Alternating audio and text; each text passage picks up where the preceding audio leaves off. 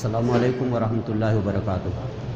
ان الحمد للہ نحمده ونستعینه ونستغفره ونؤمن به ونتوکل علیہ ونعوذ باللہ من شرور انفسنا ومن سیئات اعمالنا من يهده الله فلا مضل له ومن يضلل فلا هادی له واشهد ان لا الہ الا اللہ وحدہ لا شریک له واشهد ان محمدا عبده ورسولہ یا ایھا الذین آمنوا اتقوا اللہ حق تقاته ولا تموتن الا وانتم مسلمون یا ایھا الناس اتقوا ربکم الذی خلقکم من نفس واحدہ وخلق منها زوجها وبث منهما رجالا كثيرا ونساء واتقوا الله الذي تساءلون به والارحام ان الله كان عليكم رقيبا يا ايها الذين امنوا اتقوا الله وقولوا قولا سديدا يصلح لكم اعمالكم ويغفر لكم ذنوبكم ومن يطع الله ورسوله فقد فاز فوزا عظيما اما بعد اعوذ بالله من الشيطان الرجيم بسم الله الرحمن الرحيم وسارعوا الى مغفرة من ربكم وجنة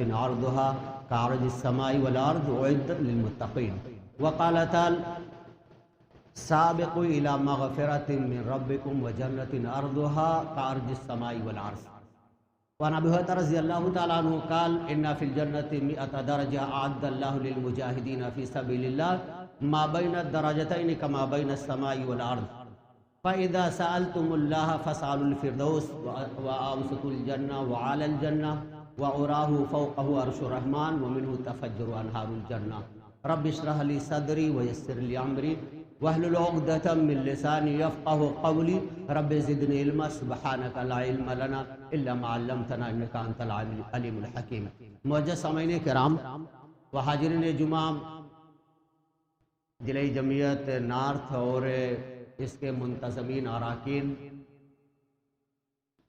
معزز امیر جناب جلال الدین صاحب فیضی حفظہ اللہ، ناظم بدر الزمان سلفی حفظہ اللہ، اور ضلعی جمعیت کے تمام معزز علماء کرام و سامعین کرام، خطبہ مسنونہ کے بعد قرآن مقدسہ و مطہرہ کی دو آیتیں اور نبی اکرم صلی اللہ علیہ وسلم کی ایک پیاری حدیث پڑھی گئی۔ اس تناظر میں ہم دیکھتے ہیں کہ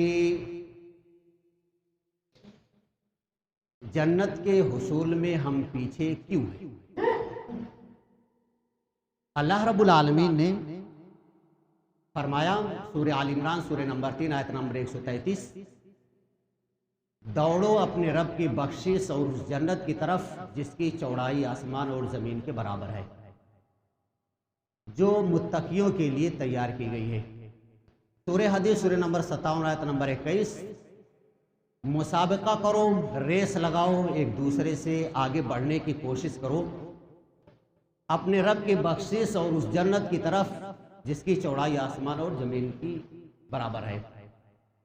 نبی اکرم صلی اللہ علیہ وسلم کی حدیث صحیح بخاری کتاب الجہاد باب درجات المجاہدین فی سبیل اللہ، حدیث نمبر 2790، نبی اکرم صلی اللہ علیہ وسلم نے فرمایا کہ جنت کے 100 درجے ہیں جو مجاہدین کے لیے تیار کیے گئے ہیں، اور ان ایک درجے سے دوسرے درجے کا جو فاصلہ ہے وہ آسمان اور زمین کے برابر ہے۔ جب اللہ رب العالمین سے آپ جنت کا سوال کرو تو اللہ رب العالمین سے جنت الفردوس مانگو۔ یہ نبی اکرم صلی اللہ علیہ وسلم نے ہماری رہنمائی کی۔ ہم مانگتے ہیں اللہ رب العالمین سے جنت، تو جنت میں جنت الفردوس مانگے اللہ رب العالمین سے۔ یہ نبی اکرم صلی اللہ علیہ وسلم کی حدیث، آپ صلی اللہ علیہ وسلم نے اپنی امت کی رہنمائی کی، اگر مانگنا ہے جنت تو جنت الفردوس مانگو۔ فَإِذَا سَأَلْتُمُ اللَّهَ فَاسْأَلُوهُ الْفِرْدَوْسَ، یعنی جنت الفردوس کا سوال کرو۔ کیوں؟ اعلی الجنہ وَأَوْسَطُ الجنہ، نبی اکرم صلی اللہ علیہ وسلم نے فرمایا کہ یہ افضل ہے، اعلیٰ جنت ہے، یعنی بیسٹ کوالٹی کا جنت یہی ہے جنت الفردوس۔ نبی اکرم صلی اللہ علیہ وسلم کتنے مہربان ہیں ہمارے اوپر کہ آپ صلی اللہ علیہ وسلم ہماری رہنمائی کر رہے ہیں جنت الفردوس مانگو۔ اور کیا ہے اس کا فائدہ؟ نبی اکرم صلی اللہ علیہ وسلم نے فرمایا کہ وَرَاهُ فَوْقَهُ عَرْشُ الرَّحْمَنِ، جب آپ وہاں ہوں گے وہاں سے رحمان کا عرش دکھائی دے گا، اور وہاں سے جنت کے اندر جو نہریں پھوٹتی ہیں نا وہی جنت الفردوس سے پھوٹیں گی۔ معزز سامعین کرام، قرآن کی آیت اور حدیث میں جنت کا ذکر ہے۔ یہ جنت کیا ہے؟ جنت حضرت آدم علیہ السلام کو جب اللہ رب العالمین نے پیدا کیا، اللہ رب العالمین نے حضرت آدم علیہ السلام کو بہت عزت دی۔ حضرت آدم علیہ السلام کے سکون کے لیے حضرت حوا علیہ السلام کو حضرت آدم علیہ السلام کے بائیں پسلی سے پیدا کیا، اور حضرت آدم علیہ السلام پر اللہ رب العالمین نے تمام نعمتیں نچھاور کر دی، جتنی نعمتیں تھیں تب اللہ رب العالمین نے مہیا کر دی حضرت آدم علیہ السلام کے لیے۔ اور اللہ رب العالمین نے کہا حضرت آدم علیہ السلام سے، سورہ بقرہ سورہ نمبر 2 آیت نمبر 35، وَقُلْنَا يَا آدَمُ اسْكُنْ أَنْتَ وَزَوْجُكَ الْجَنَّةَ وَكُلَا مِنْهَا رَغَدًا حَيْثُ شِئْتُمَا وَلَا تَقْرَبَا هَٰذِهِ الشَّجَرَةَ فَتَكُونَا مِنَ الظَّالِمِينَ۔ حضرت آدم علیہ السلام آپ اور آپ کی بیوی اس جنت میں رہو، جہاں چاہو گھومو کھاؤ پیو، لیکن اس درخت کے قریب نہ جانا۔ یہ اللہ رب العالمین نے حضرت آدم علیہ السلام سے کہا، اور اللہ رب العالمین نے حضرت آدم علیہ السلام کو ایک بات اور بتائی، اور اللہ رب العالمین نے حضرت آدم علیہ السلام سے کہا کہ تمہارا ایک دشمن ہے جو تم کو بہکائے گا، تم کو اس سے چوکنا رہنا ہے۔ سورہ طٰہٰ سورہ نمبر 20 آیت نمبر 117، اللہ رب العالمین نے کہا فَقُلْنَا يَا آدَمُ إِنَّ هَذَا عَدُوٌّ لَكَ وَلِزَوْجِكَ وَلَا يَخْرُجَنَّكُمَا مِنَ الْجَنَّةِ فَتَشْقَىٰ۔ اللہ رب العالمین نے کہا آدم علیہ السلام تم اور تمہاری بیوی اس جنت میں رہو، لیکن ایسا نہ ہو کہ تمہارا دشمن تمہیں یہاں سے نکلوا دے اور پھر تم تکلیف میں آ جاؤ۔ یعنی اللہ رب العالمین نے حضرت آدم علیہ السلام کے لیے جب ساری نعمتیں اکٹھا کر دی تو اللہ رب العالمین نے اور رہنمائی کی، یعنی اس درخت کے پاس نہیں جانا ہے، اور اس میں تمہارا ایک دشمن بھی ہے، اللہ رب العالمین نے اس سے بھی خبردار کر دیا، اور یہ جنت کے یعنی یہ تمہارا دشمن ہے، اس کے بہکاوے میں نہ آنا۔ اور اللہ رب العالمین نے جنت میں اتنی نعمتیں دی کہ اللہ رب العالمین نے کہا حضرت آدم علیہ السلام سے، سورہ طٰہٰ سورہ نمبر 20 آیت نمبر 118 اور 119 میں اللہ رب العالمین نے کہا اِنَّا لَكَ فِيهَا وَلَا تَعْرَىٰ وَلَا تَظْمَأُ وَأَنَّكَ لَا تَظْمَأُ وَلَا تَضْحَىٰ۔ یعنی اللہ رب العالمین نے کہا کہ آدم علیہ السلام اس میں رہو نا، نہ اس میں بھوک لگے گی، نہ اس میں تم ننگے ہوگے، اور نہ تم کو گرمی لگے گی، اور نہ اس کے اندر تمہیں پیاس لگے گی۔ یہ 4 چیزیں نا یہ انسانی زندگی کے لیے بنیادی چیز ہے، اس وجہ سے اللہ رب العالمین نے جنت میں حضرت آدم علیہ السلام کے لیے مہیا کر دیا۔ یہ ساری چیزیں مل جائے نا، تم آرام چین اور سکون سے اس جنت کے اندر ہو، تمہارے لیے کوئی ٹینشن نہیں، بالکل ٹینشن فری رہو اس میں، اور اللہ رب العالمین کی جو نعمتیں ہیں نا اس سے فائدہ اٹھاؤ۔ لیکن شیطان نے بہکایا حضرت آدم علیہ السلام کو، اور حضرت آدم علیہ السلام بہکایا۔ اللہ رب العالمین نے کہا کہ جب بہک گئے ہو تو جاؤ۔ سورہ طٰہٰ ہی سورہ نمبر 20 اور آیت نمبر 123 اور 24 میں اللہ رب العالمین نے حضرت آدم علیہ السلام اور حضرت حوا علیہ السلام سے کہا قَالَا اهْبِطَا مِنْهَا جَمِيعًا بَعْضُكُمْ لِبَعْضٍ عَدُوٌّ، یعنی فَإِنَّكَ اللہ رب العالمین نے حضرت آدم علیہ السلام اور ان کی بیوی سے کہا تم جاؤ زمین میں اتر جاؤ، اور میری ہدایت جب آ جائے گی، اور ہدایت آنے کے بعد جو ہدایت یعنی سیدھے راستے پر آ جائے گا تو وہ یعنی آرام اور چین اور سکون سے جنت میں رہے گا۔ وَمَنْ أَعْرَضَ عَنْ ذِكْرِي فَإِنَّ لَهُ مَعِيشَةً ضَنْكًا وَنَحْشُرُهُ يَوْمَ الْقِيَامَةِ أَعْمَىٰ۔ لیکن جو اللہ رب العالمین کی بات یعنی ہدایت آ جانے کے بعد ہدایت سے روگردانی کرے گا، اللہ رب العالمین نے کہا کہ ہم اس کی زندگی کو بھی تنگ کر دیں گے، اس کے قبر کی زندگی کو، اس کے محشر میں حاضری کو، سب چیزیں تنگ ہو جائیں گی اس کے لیے۔ کہ ہدایت آنے کے باوجود آدمی ہدایت کے لیے نہ تو کوشش کرے اور نہ ہدایت کی طرف لپکے توڑے۔ مجسمین کرام، یہ نعمتیں تھی اللہ رب العالمین نے حضرت آدم علیہ السلام کے لیے جنت میں کیا، اور پھر اس کے بعد متنبہ کیا، اور جب انہوں نے نافرمانی کی تو اللہ رب العالمین نے زمین پر اتار دیا۔ اور پھر جو میں نے قرآن کی آیتیں سورہ آل عمران اور سورہ حدید کی پڑھی ہیں، اللہ رب العالمین کہتا ہے کہ اب میرے بندو تم جنت کی طرف دوڑو، بھاگو۔ لیکن ہمارا معاملہ کیا ہے؟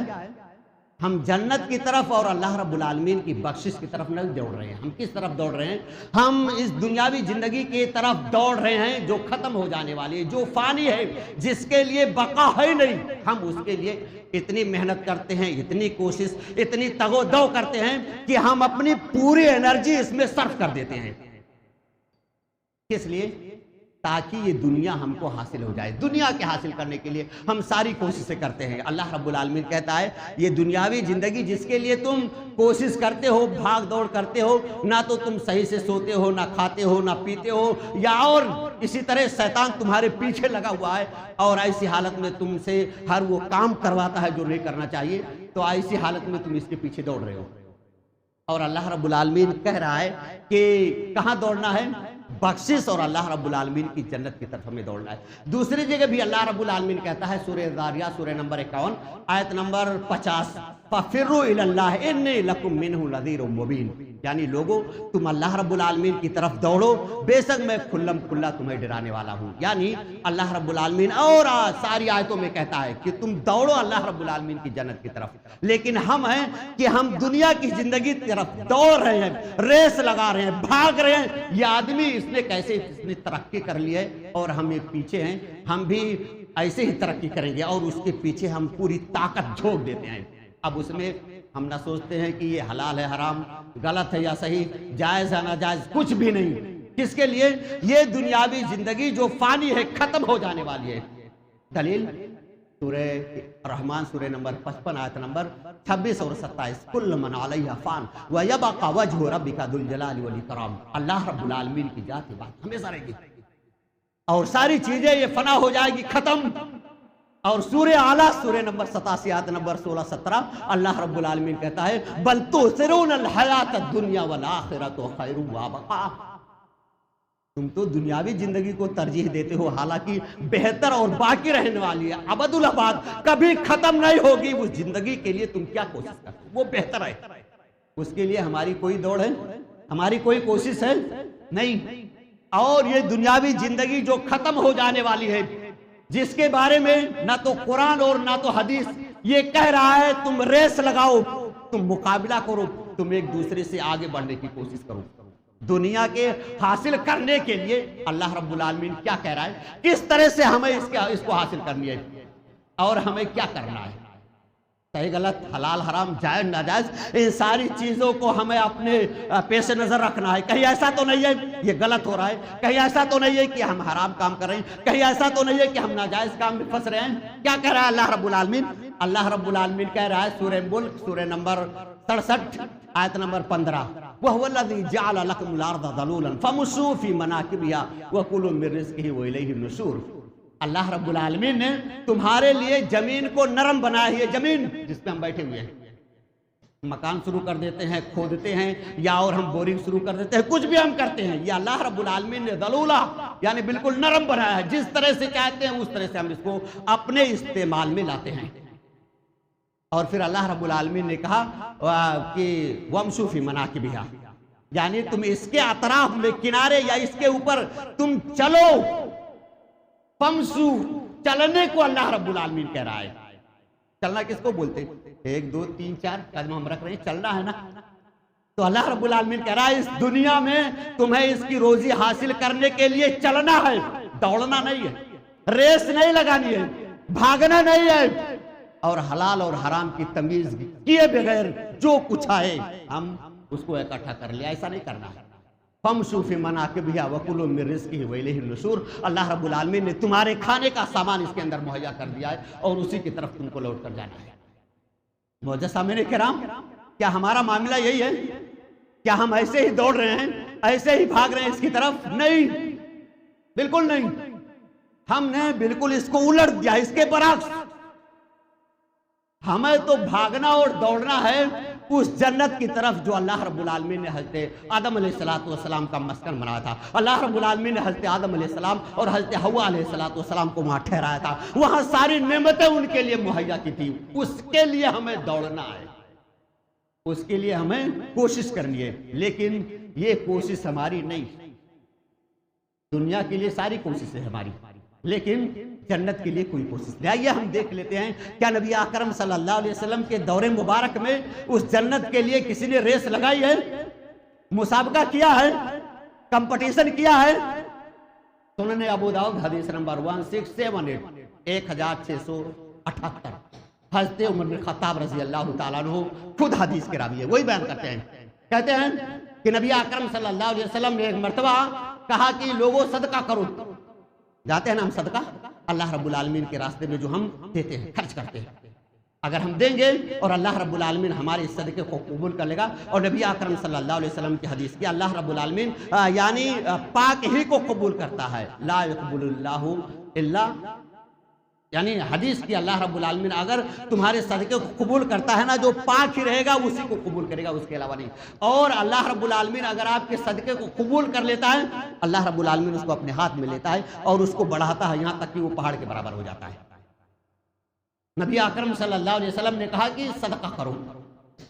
حضرت عمر بن خطاب رضی اللہ تعالیٰ عنہ جس حدیث کے راوی ہیں، کہتے ہیں کہ آپ صلی اللہ علیہ وسلم نے کہا صدقہ کرو، ہم نے اپنے دل میں سوچا کہ آج ایسا موقع ہے، آج ایسا چانس ہے کہ میں حضرت ابوبکر صدیق رضی اللہ تعالیٰ عنہ کو پیچھے کر دوں گا اور میں آگے ہو جاؤں گا۔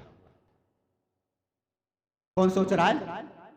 حضرت عمر خطاب رضی اللہ تعالیٰ عنہ، جن کے بارے میں برنارسا نے کہا تھا کہ اگر حضرت عمر خطاب رضی اللہ تعالیٰ عنہ جیسا ایک اور اگر آدمی ہوتا اس دنیا کے اندر تو اس پوری دنیا میں سوائے دین اسلام کے اور کوئی دین نہیں ہوتا۔ وہی حضرت عمر خطاب رضی اللہ تعالیٰ عنہ کیا ہے دل میں سوچ رہے ہیں کہ آج یہ موقع ہے، چانس ملا ہے، آج میں حضرت ابوبکر صدیق رضی اللہ تعالیٰ عنہ کو پیچھے کروں گا، میں آگے آؤں گا۔ کبھی ہم نے ایسا سوچا ہے؟ آیا ہمارے دل میں کبھی ایسا ہمارے دل میں کبھی کھٹکا؟ کبھی ہم نے سوچا کہ ہم کوئی نیکی کر لیتے ہیں نا کہ دوسرا ہم سے آگے نہ ہو پائے؟ ہمارا معاملہ کیا ہے؟ ہمارا معاملہ یہ ہے کہ اگر ہم کوئی چھوٹی سی نیکی کر لیتے ہیں نا تو اس پر تکیہ لگا کر کے بیٹھ جاتے ہیں، اسی کے سہارے پر۔ اللہ رب العالمین بہت غفور الرحیم ہے، اللہ رب العالمین بخشنے والا ہے، اللہ رب العالمین معاف کرنے والا ہے۔ سر سے لے کر کے پاؤں تک گناہوں کے دلدل میں ڈوبے ہوئے ہیں اور ہم صرف ایک نیکی کر کے اور اس پر تکیہ لگا کر کے بیٹھے ہوئے ہیں۔ اللہ رب العالمین غفور الرحیم ہے، اللہ رب العالمین بخش دے گا، اللہ رب العالمین معاف کر دے گا؟ نہیں، ہمیں نیکیاں کرنی ہے، اچھائیاں کرنی ہے۔ اور یاد رکھیں کہ مرد یا عورت، خواتین اسلام یا ہمارے معزز مسلمان، کوئی بھی اگر وہ عمل کرتا ہے تو اللہ رب العالمین ان کے عمل کی قدر کرتا ہے۔ سورہ نحل سورہ نمبر 16 آیت نمبر 97، من عمل صالحا من ذکر او انثی وهو مؤمن فلنحینه حیاتا طیبہ ولنجزینهم اجرهم باحسن ما كانوا یعملون۔ اللہ رب العالمین کہتا ہے کہ مرد یا عورت کوئی بھی ہو نیک عمل کرے تو اللہ رب العالمین کہتا ہے کہ وہ مومن ہے، اور عمل کرنے کی وجہ سے اللہ رب العالمین ان کی دنیاوی زندگی کو پاکیزہ بنا دے گا، حلال روزی اللہ رب العالمین ان کے لیے مہیا کرے گا۔ اور اس کے ساتھ ساتھ اللہ رب العالمین کہتا ہے کہ بعد میں ہم ان کو اچھا اجر بھی دیں گے۔ جب ہم یہاں سے جائیں گے اللہ رب العالمین کے سامنے حاضر ہوں گے تو اللہ رب العالمین ہمیں اچھا اجر دے گا۔ تو حضرت عمر بن خطاب رضی اللہ تعالیٰ عنہ نے کہا آج میں کمپٹیشن میں آگے آؤں گا، یعنی یہ فیلڈ آج میں حاصل کروں گا، ہے نا؟ ہوا کیا؟ حضرت عمر بن خطاب رضی اللہ تعالیٰ عنہ اپنے گھر گئے اور جتنا سامان تھا اس کا آدھا حصہ کیا، آدھا گھر پہ چھوڑا اور آدھا لے کر کے نبی اکرم صلی اللہ علیہ وسلم کی خدمت میں حاضر ہوئے۔ آپ صلی اللہ علیہ وسلم نے حضرت عمر بن خطاب رضی اللہ تعالیٰ عنہ سے پوچھا کیا لے کر کے آئے ہو؟ حضرت عمر بن خطاب رضی اللہ تعالیٰ عنہ کہتے ہیں نبی اکرم صلی اللہ علیہ وسلم جتنا سامان تھا نا ڈیوائیڈ کر دیا ہوں 2 حصے میں، ایک حصہ گھر کے لیے اور ایک حصہ یہ لے کر کے آ گیا ہوں، آپ کی خدمت میں حاضر کر دیتا ہوں۔ تھوڑی دیر میں حضرت ابوبکر صدیق رضی اللہ تعالیٰ عنہ نبی اکرم صلی اللہ علیہ وسلم کے یارگار، نبی اکرم صلی اللہ علیہ وسلم کے ساتھ سفر میں، حجر میں، کہیں بھی اٹھے بیٹھے، کہیں کوئی ایسا معاملہ ہوا نہیں کہ حضرت ابوبکر صدیق رضی اللہ تعالیٰ عنہ نبی اکرم صلی اللہ علیہ وسلم کے ساتھ نہ رہے ہوں، وہ بھی آئے۔ کیا کہا آپ صلی اللہ علیہ وسلم نے؟ آپ صلی اللہ علیہ وسلم نے پوچھا ابوبکر تم کیا لے کر کے آئے ہو؟ میں نے اعلان کیا ہے نا صدقے کا۔ آج معاملہ کیا ہے معلوم ہے؟ اگر ہم چندے کا اعلان سن لیتے ہیں نا تو بالکل ہمارے کان کھڑے رہتے ہیں، چندے کا اعلان بار بار ہو رہا ہے، کیا معاملہ ہے؟ نہیں، گھبراؤ نہیں۔ اگر اللہ رب العالمین نے آپ کے اس ایک صدقہ کیے ہوئے پیسے کو جو حلال تھا اس کو اگر اللہ رب العالمین کے دربار میں قبولیت کا شرط حاصل ہو گیا تو آپ کامیاب ہو جائیں گے، ڈرو نہیں، جو استطاعت جو طاقت ہے وہ دو۔ نبی اکرم صلی اللہ علیہ وسلم نے اعلان کیا ابوبکر کیا لے کر آئے ہو؟ حضرت ابوبکر صدیق رضی اللہ تعالیٰ نے کہا نبی اکرم صلی اللہ علیہ وسلم گھر کا جتنا اثاثہ تھا نا، جتنا سامان جھاڑو لگا کر کے لے کر کے آ گیا ہوں۔ گھر میں کیا چھوڑا؟ گھر میں اللہ اور اس کے رسول کا نام چھوڑ کر کے آیا ہوں، یا اللہ اور اس کے رسول کو چھوڑ کر کے آیا ہوں، یا اللہ اور اس کے رسول کے نام کی برکت کو چھوڑ کر کے آیا ہوں۔ حضرت عمر بن خطاب رضی اللہ تعالیٰ عنہ کا سننا تھا، جو دل میں یہ ٹھانے ہوئے تھے کہ آج نہ یہ کمپٹیشن میں جیتوں گا، یہ مسابقہ آج میرے حق میں آئے گا۔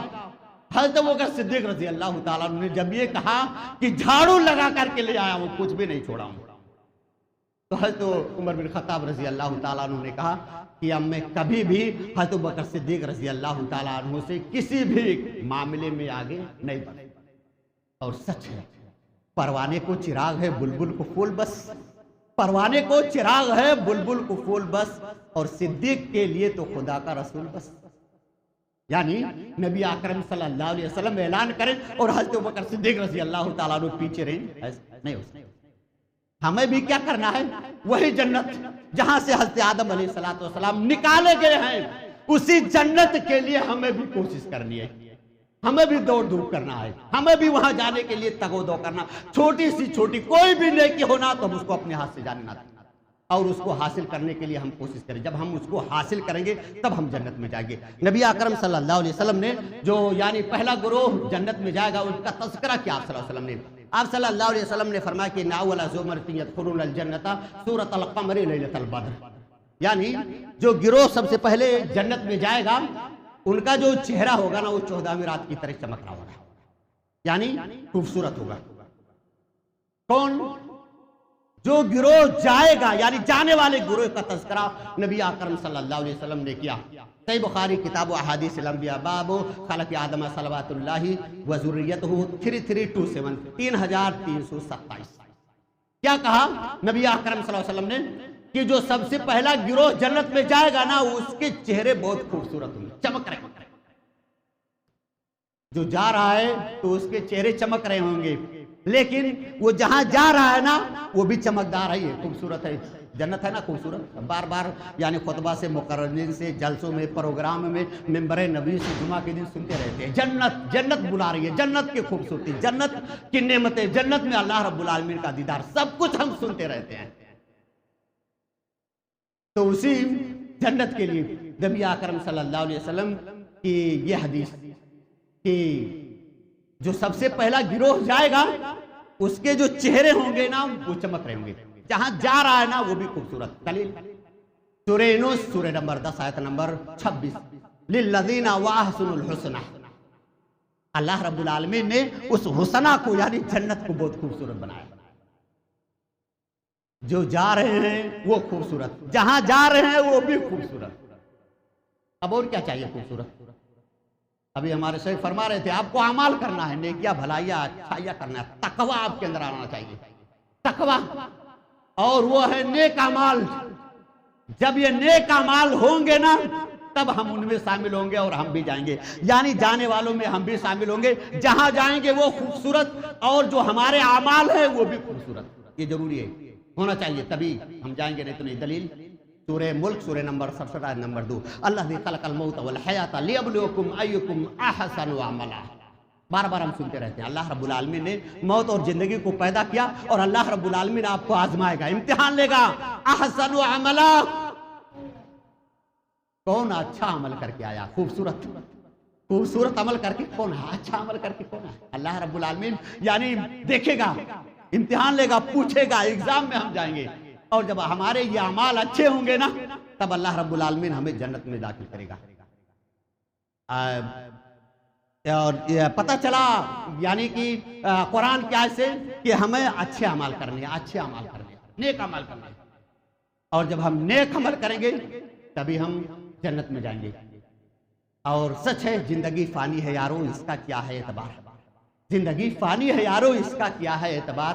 ہم کو بھیجا ہے خدا نے آزمانے کے لیے، پڑھ نماز پنج گانا اور تہجد کی نماز، دن قیامت جنت الماوا میں جانے کے لیے، یعنی ہمیں نیک اعمال کرنے ہیں، اچھے اعمال کرنے ہیں، اور جب ہم اچھے اعمال کریں گے تبھی جائیں گے، اور ہمارے اگر اچھے اعمال ہوں گے تو ہمیں کامیابی ملے گی۔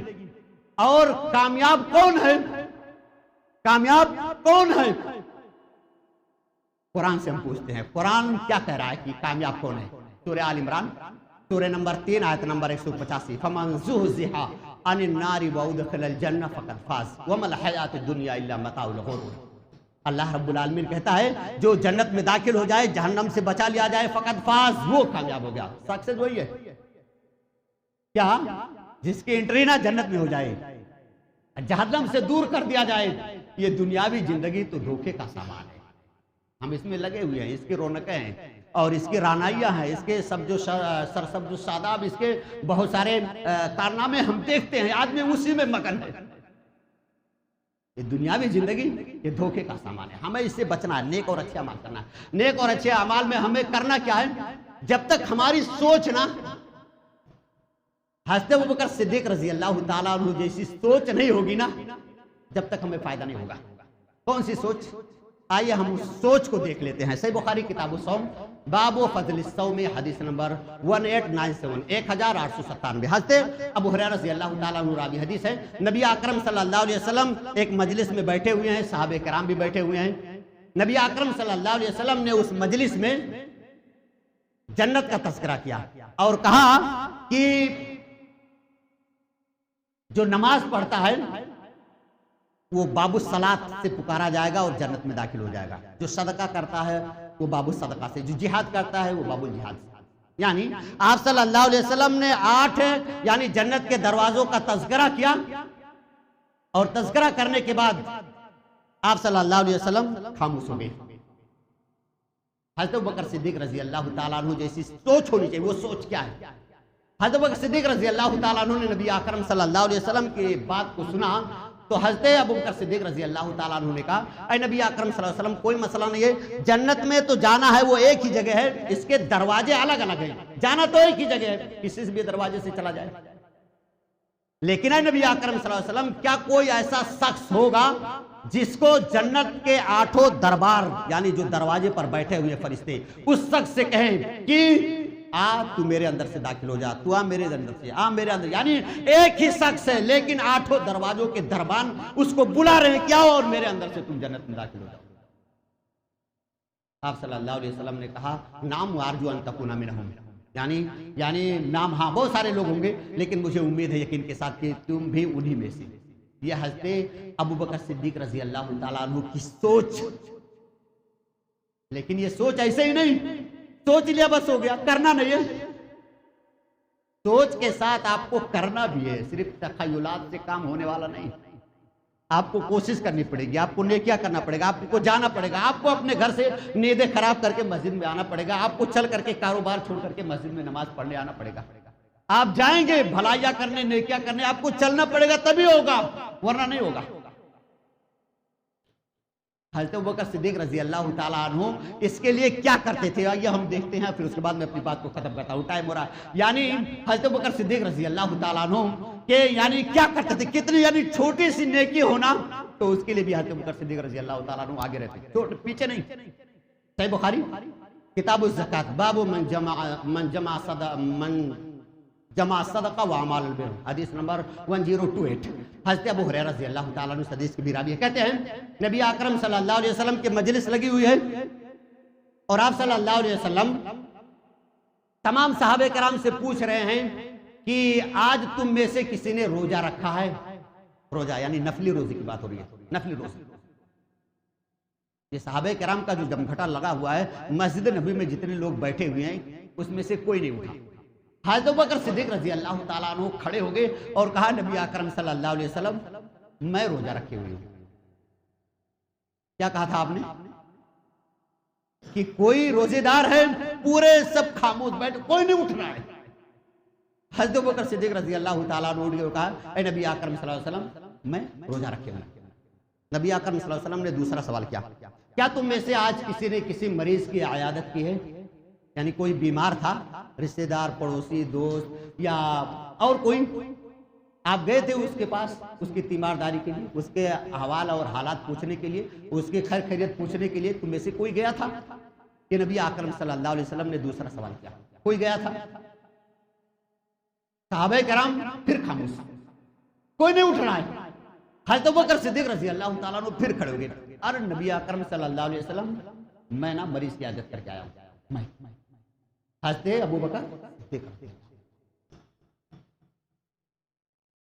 حضرت ابوبکر صدیق رضی اللہ تعالیٰ عنہ بتانے کے بعد بیٹھ گئے۔ نبی اکرم صلی اللہ علیہ وسلم نے پھر تیسرا پوچھ لیا، تیسرا سوال۔ پھر آپ صلی اللہ علیہ وسلم نے پوچھا، کیا تم میں سے آج کوئی کسی مسلمان بھائی کے جنازے کی نماز میں شریک ہوا ہے؟ جنازے کی نماز میں کوئی گیا ہے؟ پورے خاموش۔ نبی اکرم صلی اللہ علیہ وسلم کہ اسی مجلس میں جا تمام صحابہ کرام بیٹھے ہوئے. حضرت ابوبکر صدیق رضی اللہ تعالیٰ عنہ پھر کھڑے ہوئے. نبی اکرم صلی اللہ علیہ وسلم میں جنازے میں شریک ہوا. میں پھر حضرت ابوبکر صدیق رضی اللہ تعالیٰ عنہ بیٹھ گئے اور پھر اس کے بعد نبی اکرم صلی اللہ علیہ وسلم نے چوتھا سوال کیا. صرف سوچ نہیں ہونی چاہیے, کرنا ہے. اور معمولی سی نیکی اور بھلائی کو بھی ہم حقیر اور کمتر نہ سمجھیں. کوئی بھی نیکی ہو. چوتھا سوال کیا نبی اکرم صلی اللہ علیہ وسلم نے, کیا آج کسی نے صدقہ کیا یا کسی نے کسی مسکین اور غریب فقیر فقراء بیوہ محتاج کو کھانا کھلایا ہے؟ حضرت ابوبکر صدیق رضی اللہ تعالیٰ عنہ پھر کھڑے ہوئے. نبی اکرم صلی اللہ علیہ وسلم میں نے ایک کام کیا. آپ صلی اللہ علیہ وسلم نے فرمایا کہ جس کے اندر یہ 4 خوبیاں, 4 اچھائیاں, 4 بھلائیاں اکٹھی ہو جائیں گی, اللہ رب العالمین ان کو کہاں داخل کرے گا؟ جنت. اللہ رب العالمین ان کو جنت میں داخل کرے گا. یہ حضرت ابوبکر صدیق رضی اللہ تعالیٰ عنہ جو نیکی کے معاملے میں کوئی نیکی نہ چھوٹنے نہ پائے, اس کے لیے دن رات کوشش کر رہے ہیں, محنت کر رہے ہیں. کوئی بھی آ جائے موقع نہ ہمارے ہاتھ سے جانے نہ پائے. کیوں؟ اس وجہ سے کہ جب ہم اللہ رب العالمین کے دربار میں حاضر ہوں گے تو اللہ رب العالمین ہم سے سوال کرے گا, پوچھے گا.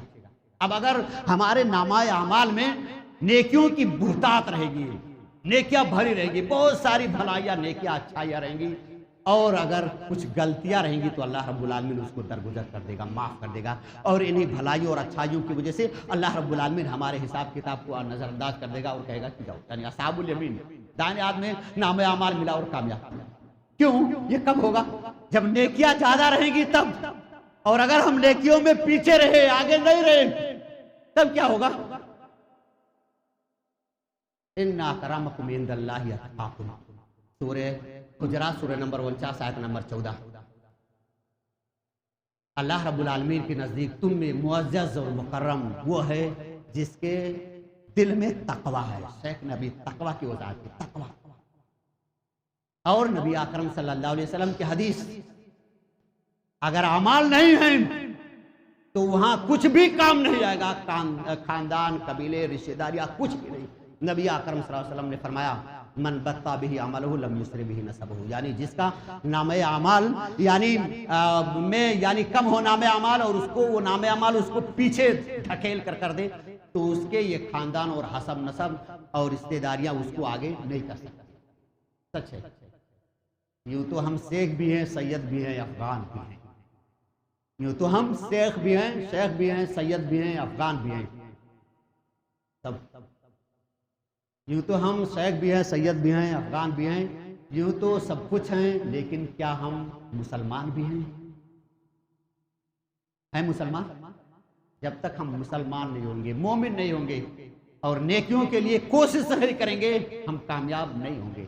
ہمارے لیے ضروری ہے کہ ہم اللہ رب العالمین کے کلام, نبی اکرم صلی اللہ علیہ وسلم کی حدیثوں کو سمجھیں, سنیں اور انہیں کے مطابق عمل کرنے کی کوشش کریں. یہ مجلس جو رچائی گئی ہے, بسائی گئی ہے, ہمیں اور آپ کو دعوت دی گئی ہے, اکٹھا کیا ہے صرف اس لیے تاکہ اگر کسی کو ہدایت مل گئی, اللہ رب العالمین سے ہم ہدایت مانگے. اللہ رب العالمین نے اگر ایک آدمی کو ہدایت دے دی تو ایسی حالت میں نبی اکرم صلی اللہ علیہ وسلم کی حدیث 100 سرخ اونٹوں سے بہتر یہ ہماری یہ تبلیغ, یہ دعوت, اور اسی طرح یہ انتظامیہ کمیٹی ضلع جمعیت جو قد و کاوش اور محنت کر رہی ہے, انشاءاللہ یہ ثمرآور ہو جائے گی, انشاءاللہ یہ کامیاب ہو جائیں گے. اللہ رب العالمین سے دعا ہے اللہ رب العالمین ہماری کوششوں کو قبول فرمائے اور ہمیں قرآن اور حدیث کے مطابق عمل کرنے کی توفیق عنایت فرمائے. اور جب تک اس دنیا میں رکھے اللہ رب العالمین کا کلام اور نبی اکرم صلی اللہ علیہ وسلم کا فرمان سمجھ کر کے انہیں کے مطابق زندگی بسر کرنے کی توفیق عنایت فرمائے. اللہ رب العالمین تو ہمیں جنت میں داخلہ عنایت فرما. اللہ رب العالمین تو ہمیں جہنم کے عذاب سے بچا. اللہ رب العالمین تو ہمیں جنت کے لیے زیادہ سے زیادہ کوشش کرنے کی توفیق عنایت فرما. اور جب ہمارا خاتمہ ہو تو خاتمہ بالخیر ہو. بارک اللہ لنا ولکم فی القرآن العظیم ونفعنا وإياکم بما